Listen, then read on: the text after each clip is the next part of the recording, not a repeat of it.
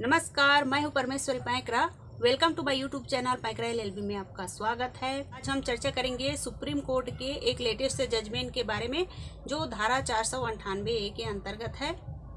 तो वीडियो शुरू करने से पहले हमारे चैनल को लाइक, शेयर और सब्सक्राइब जरूर करिएगा ताकि हम आप लोगों के लिए नई नई वीडियोस लाते रहेंगे। तो यहाँ पर एक पत्नी को अपनी ससुराल में क्या क्या सहना पड़ता है और पत्नी को पति के साथ साथ सास, ससुर, देवर, ननंद या अन्य रिश्तेदारों की भी सुननी पड़ती है और सबके साथ एडजस्ट करना पड़ता है। लेकिन फिर भी कोई भी पत्नी के साथ एडजस्ट नहीं करता, पत्नी को सपोर्ट नहीं करता। पति किसी बात पे यदि अड़ जाता है तो पत्नी को ही मानना पड़ता है। सास दहेज को लेकर के या पत्नी के एटीट्यूड को लेकर के या पत्नी के कामकाज को लेकर के पत्नी में नुक्स निकालते रहती है, उसे टार्चर करती रहती है। इस तरह की बातें पत्नी के मन में घर कर जाती है और पत्नी इन सबको अपने ऊपर मानसिक और शारीरिक अत्याचार मानने लगती है। लेकिन क्या यह सभी बातें पत्नी को पति और उसके ससुराल वालों के खिलाफ 498A का केस फाइल करने का एक वैलिड ग्राउंड दे देती है? सेक्शन 498A पत्नी को मौका देता है कि वह पति और ससुराल वालों के खिलाफ पूरी भड़ास निकाल सके, बदले की भावना से उन्हें केस में फंसा करके हरास कर सके और उनसे बदला ले सके। आज हम एक ऐसे ही केस के बारे में बात करेंगे जहां पर पत्नी ने अपने ससुराल के 10 लोगों के खिलाफ 498 का केस फाइल कर देती है। आज जो जजमेंट हम डिस्कस करेंगे यहाँ पर वो पति और पत्नी दोनों के लिए बहुत ही इम्पोर्टेंट है। इसलिए आपसे रिक्वेस्ट है कि यदि आप हमारे चैनल को सब्सक्राइब नहीं किए हैं तो सब्सक्राइब जरूर कर लीजिएगा और बेल आइकन को प्रेस कर दीजिएगा ताकि हम जब भी वीडियो डालेंगे आपको नोटिफिकेशन मिलता रहेगा।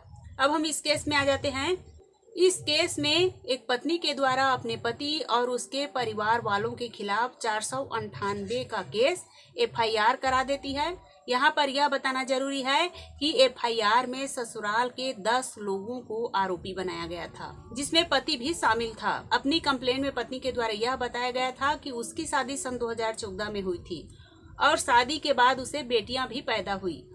शादी के 2 साल तक सब कुछ ठीक था, लेकिन उसके बाद पति और ससुराल वालों ने उसे परेशान करना शुरू कर दिया कि शादी के बाद शुरू के 2 साल तक उसे कोई बच्चा पैदा नहीं हुआ था, जिस वजह से उसे सास के द्वारा मेंटली और फिजिकली हरास किया जाता था, टार्चर किया जाता था। पति और ससुराल वालों के द्वारा बच्चे के जन्म के समय सोने की डिमांड की गई थी और इसके बाद सास के द्वारा कपड़े और अन्य सामान की भी डिमांड की गई थी। पत्नी के द्वारा जो भी सोने का सामान लाया गया था उसे पति के द्वारा यानी ससुराल के द्वारा या अन्य रिश्तेदार को दे दिया गया था।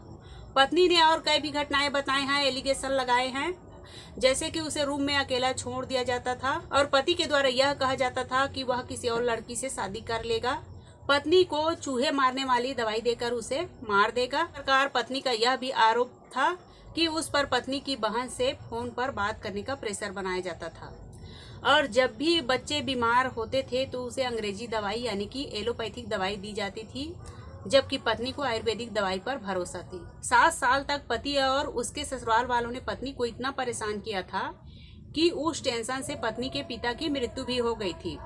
यह सब आरोप लगा करके पत्नी के द्वारा पति और उसके ससुराल वालों के 10 लोगों के खिलाफ FIR दर्ज कराई गई थी।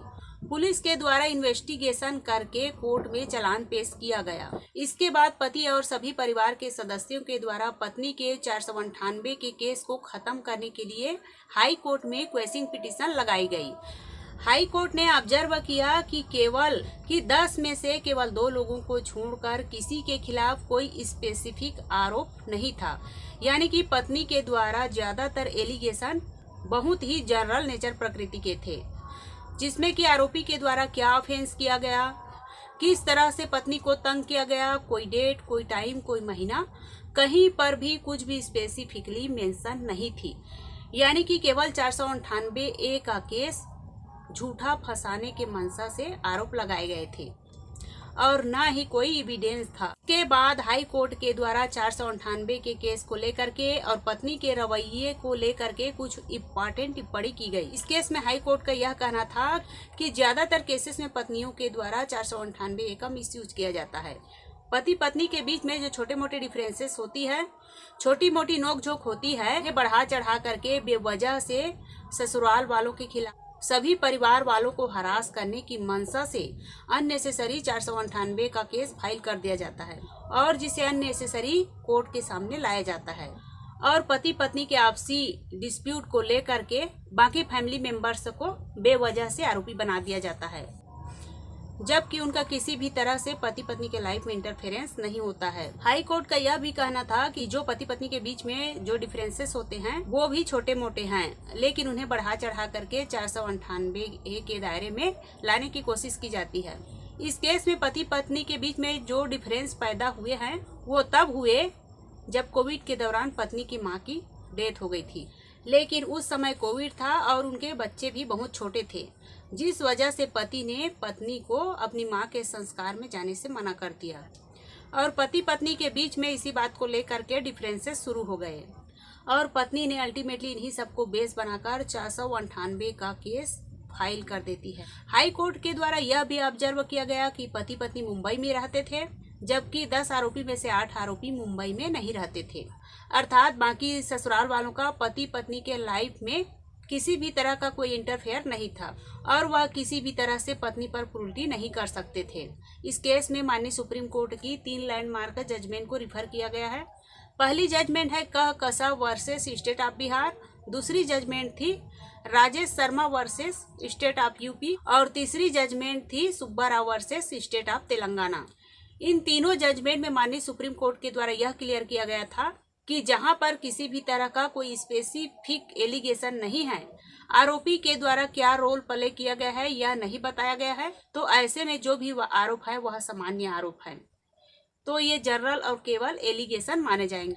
माननीय सुप्रीम कोर्ट का यह भी कहना था कि जनरल और केवल एलिगेशन के बेसिस पर पति या उसके परिवार वालों को 498 का ट्रायल फेस करने के लिए फोर्स नहीं किया जा सकता है। माननीय सुप्रीम कोर्ट का यह भी कहना था कि क्रिमिनल ट्रायल जहां पर बाद में पति और उसके परिवार वालों को बरी कर भी दिया जाता है, तो भी वह क्रिमिनल ट्रायल पति और उसके परिवार वालों को गहरे जख्म देकर जाता है। इन सभी बातों को देखते हुए माननीय सुप्रीम कोर्ट की जजमेंट को फॉलो करते हुए हाई कोर्ट के द्वारा 10 आरोपियों में से 8 आरोपियों के खिलाफ 498A का केस खत्म करने का आदेश दे दिया जाता है और केवल 2 आरोपी जिनके खिलाफ प्राइमा फेसी का एविडेंस था, स्पेसिफिक एलिगेशन थे, उनके खिलाफ ही केस चलाने के आदेश दिए गए। तो इस तरह से यह जजमेंट हमें क्लियर कर देती है कि किस तरह से पत्नियों के द्वारा महिलाओं के द्वारा 498 के केस को मिसयूज किया जाता है, कि किस तरह से पत्नी पति और उसके परिवार वालों के खिलाफ या अन्य रिश्तेदारों के खिलाफ बेवजह से केवल बदले की भावना से 498 के केस में फंसा देती है और किस तरह से पत्नी छोटी मोटी बातों को लेकर के या छोटी मोटी नोकझोंक को लेकर के उसे बढ़ा चढ़ा करके 498 के दायरे में ले आती है। केस इस जजमेंट के बारे में आपके क्या विचार हैं, कमेंट करके जरूर बताइएगा। जजमेंट का लिंक नीचे डिस्क्रिप्शन बॉक्स में दी गई है, आप लोग पढ़ लीजिएगा। तो इस प्रकार सुप्रीम कोर्ट के जजमेंट के बारे में मैं आप लोगों को बता दी हूँ। तो प्लीज मेरे वीडियो पसंद आए तो लाइक शेयर और सब्सक्राइब जरूर करिएगा, ताकि मैं आप लोगों के लिए नई वीडियोस लाते रहूंगी। नमस्कार।